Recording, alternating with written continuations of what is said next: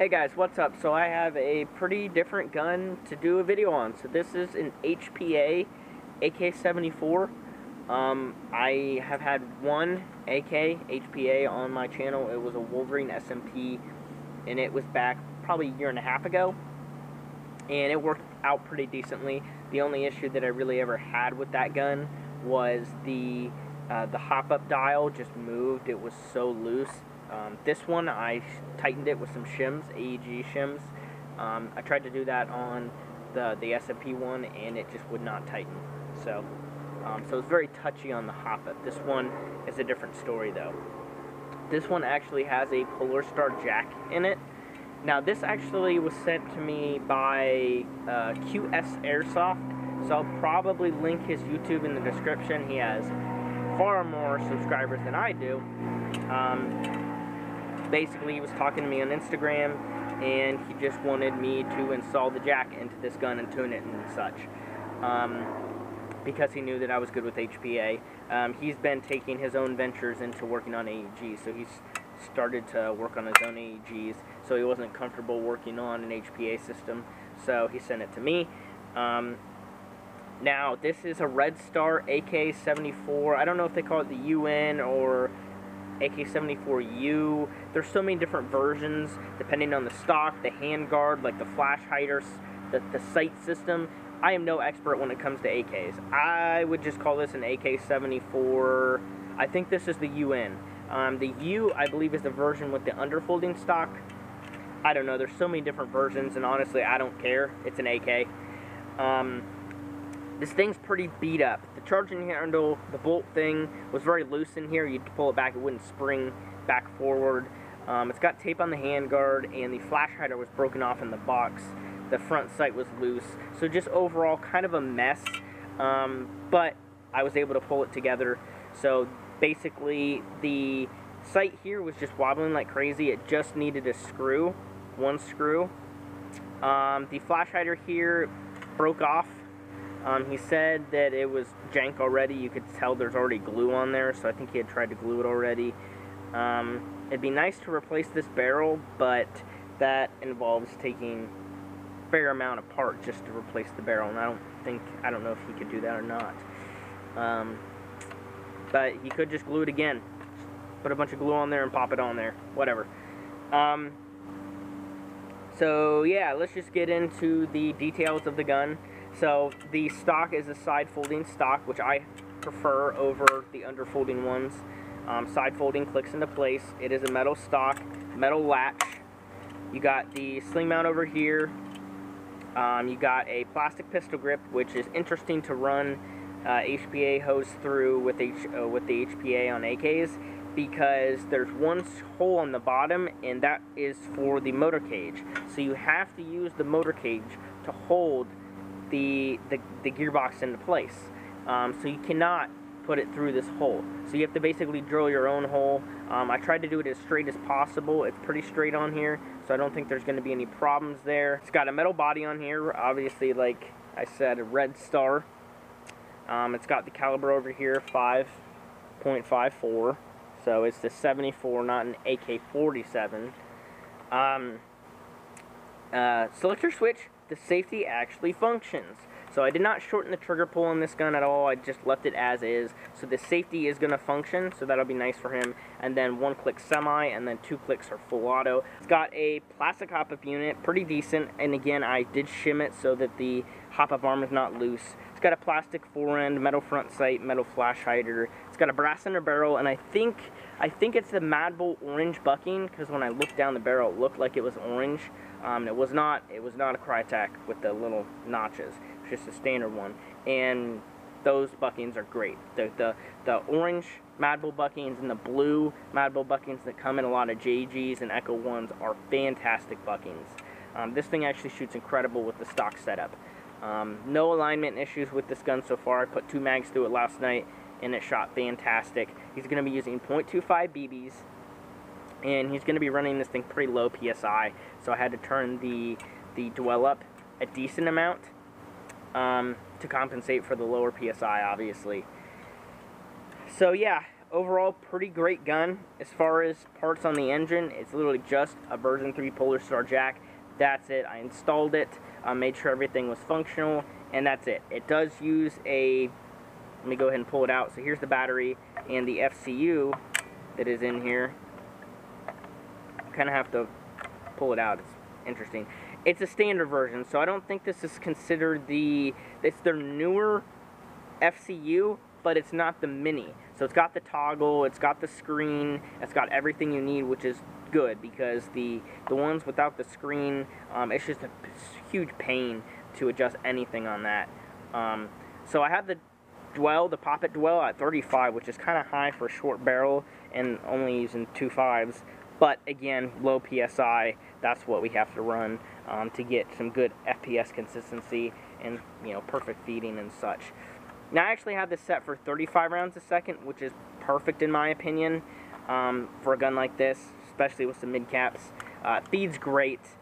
He said his field semi-auto only indoor, obviously. They allow 300 with the 2.5, which is fine. It's kind of low, but whatever. And then for outdoor, apparently 300 with 2.5s, he's allowed to use full auto. So I don't know if that's all, like, some fields are like that. Some fields are, if you're below 300 or 350, you can shoot full auto. I think 350 is low enough, in my opinion. Some fields are like 300, and you can use full auto all day. I think if you're below 350, you should be able to use it, obviously, like past 50 feet or something like that. I think that's fair, especially on an open play. I don't care the length of the gun. You shouldn't have to have a short barrel rifle in order to be able to use full auto. You should be able to use a full-size M4 and be able to shoot full auto as long as you're below 350 and at a certain distance. So if you want to be above 350, maybe semi-auto only, or a rate of fire cap. If you're below 350, no rate of fire cap, but if you're above 350, it's like max 30 or something like that. That's also a way that fields can just adjust things and make pretty much everybody happy, so the people that want to build high-speed guns can play with them and have a lot of fun. And then with the FPS restriction, obviously running like 350, you're not going to get people running 400 at 50 rounds a second, you know? Alright, let's go ahead and get this chronoed with the Matrix mag in .25s. 70 PSI, again, it might be a little bit too high.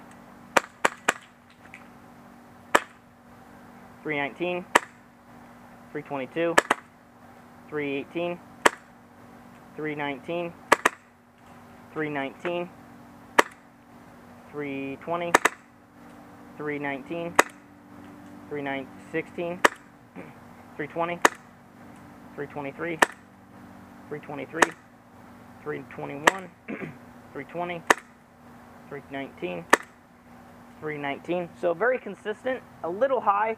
That is 1.18 joules with a 2.5. Okay, so now we're at 60, 306, 306, 305, 309, 305, 307. So 1.09 joules. So right at 300 is like 1.02 or something. So just above 1 joule with the 2.5, which is good for CQB. Honestly, quite honestly, 1.1 is even good for CQB. Even 1.2 is good for CQB. But yeah, that's what is allowed at his indoor field, and that is also what is allowed at his outdoor field for full auto, from what he made it seem like.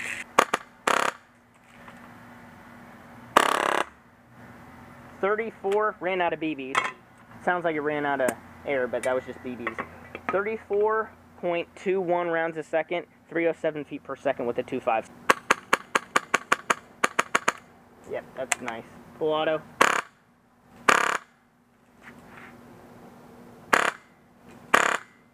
Shoots fantastic.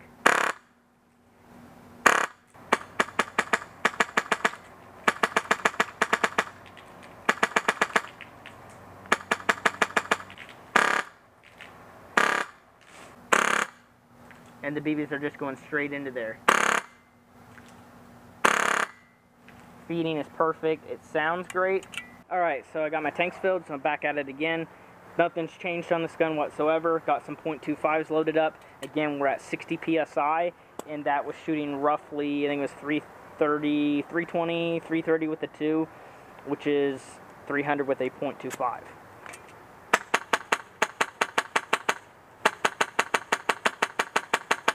I will say this magazine is not as good a feeding as the PTS magazines, so I definitely recommend him to get more of these.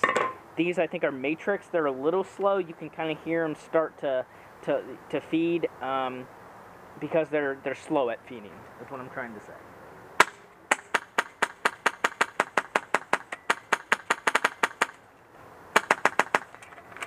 And see, it's not. They're not feeding now. So it didn't happen before, but let's try this one again.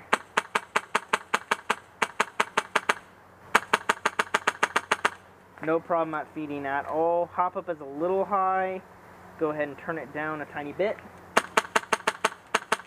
There we go. Let's try some full auto.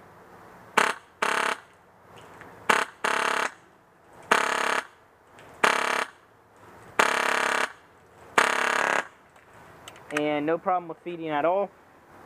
So these PTS magazines are freaking amazing. So run these. Alright, so I got this PTS magazine loaded up with .2s. Yeah, it definitely overhops too much. He's going to play with 2.5s.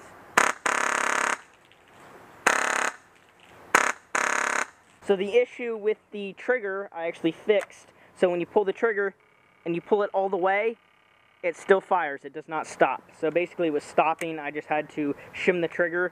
And with semi-auto, there really is no double shooting, and I'll show you that. I pretty much eliminated that issue. Pretty good. Much.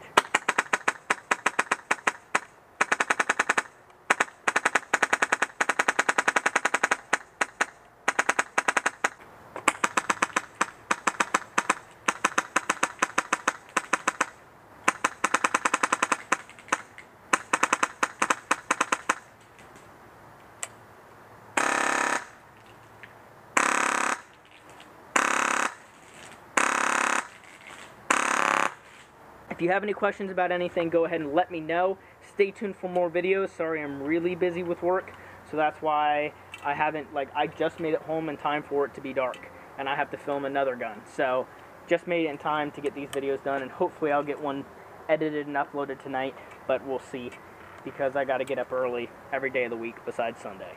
But anyways, if you have any questions, let me know. I'll see ya.